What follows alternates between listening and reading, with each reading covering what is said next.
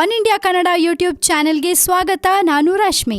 Dairy ವಿಷಯದಲ್ಲಿ ಗೆದ್ದಿರೋ ಯಡಿಯೂರಪ್ಪ ಅವರು ಖುಷಿಯಲ್ಲಿ ಈಗ ಕಾಂಗ್ರೆಸ್ ಧೂಳಿಪಟವಾಗುತ್ತೆ ಅಂತ ಹೇಳಿದ್ದಾರೆ. ಡೈರಿಯಲ್ಲಿರೋ ವಿಷಯಗಳಿಂದ ಕಾಂಗ್ರೆಸ್ ಪಕ್ಷ ಧೂಳಿಪಟವಾಗುತ್ತೆ ಎಂದು ಬಿಜೆಪಿ ರಾಜ್ಯಾಧ್ಯಕ್ಷ ಬಿಎಸ್ ಯಡಿಯೂರಪ್ಪ ಹೇಳಿದ್ದಾರೆ. ಡೈರಿಯಲ್ಲಿ ಘಟಾನುಘಟಿ ಕಾಂಗ್ರೆಸ್ ಮುಖಂಡರ ಹೆಸರುಗಳು ಬಹಿರಂಗವಾಗಿದೆ. ಮುಖ್ಯಮಂತ್ರಿ ಸಿದ್ದರಾಮಯ್ಯ ನೈತಿಕ ಹೊಣೆ ಹೊತ್ತು ತಮ್ಮ ಸ್ಥಾನಕ್ಕೆ ರಾಜೀನಾಮೆ ನೀಡಬೇಕು ಅಂತ ಒತ್ತಾಯಿಸಿದ್ದಾರೆ. ಡೈರಿಗೂ ನಂಗೂ ಯಾವುದೇ ಸಂಬಂಧ ಇಲ್ಲ ಅಂತ ಗೋವಿಂದರಾಜು ಮೂರ್ಖತನದ ಮಾತುಗಳನ್ನ ಹಾಡುತ್ತಿದ್ದಾರೆ. ಡೈರಿಯನ್ನ ಯಾರು ತಂದು ಮನೆಯಲ್ಲಿಟ್ಟು ಹೋಗಲ್ಲ ಅಂತ ಕಿಂಡಲ್ ಕೂಡ ಮಾಡಿದ್ದಾರೆ. ಮುಖ್ಯಮಂತ್ರಿ ಸಿದ್ದರಾಮಯ್ಯ ಮತ್ತೆ ಅವರ ಸಚಿವ ಸಂಪುಟದ ಸಹೋದ್ಯೋಗಿಗಳು ಕಾಂಗ್ರೆಸ್ ಪಕ್ಷದ ಮುಖಂಡರಿಗೆ 1,000 ಕೋಟಿ ರೂಪಾಯಿ ನೀಡಿದ್ದಾರೆ ಅನ್ನೋ ನನ್ನ ಆರೋಪಕ್ಕೆ ಡೈರಿಯಲ್ಲಿನ ವಿಷಯಗಳು ಪುಷ್ಟಿ ನೀಡಿದೆ ಅಂತ ಬಿಜೆಪಿ ರಾಜ್ಯಾಧ್ಯಕ್ಷ ಬಿಎಸ್ ಯಡಿಯೂರಪ್ಪ ಖುಷಿಯಾಗಿ ಹೇಳ್ಕೊಂಡಿದ್ದಾರೆ. ಯಡಿಯೂರಪ್ಪ ಅವ್ರನ್ನ ಈಗ ಹಿಡಿಯಕ್ಕೆ ಆಗಲ್ಲ, ಕೊನೆಗೂ ಅವ್ರ ಮಾತೆ ಸತ್ಯ ಆಯ್ತು ಅಂತ ಖುಷಿಯಲ್ಲಿ ಬೀಗ್ತಿರ್ತಾರೆ. ಇನ್ನು ಇದೆಲ್ಲ ಎಲ್ಲಿವರೆಗೂ ಹೋಗ್ ಮುಟ್ಟತ್ತೆ ಅಂತ ಕಾದ್ ನೋಡ್ಬೇಕು. ಇನ್ನಷ್ಟು ಸುದ್ದಿಗಳಿಗೆ ಮರೀದೆ ಸಬ್ಸ್ಕ್ರೈಬ್ ಮಾಡಿ one India Kannada YouTube channel.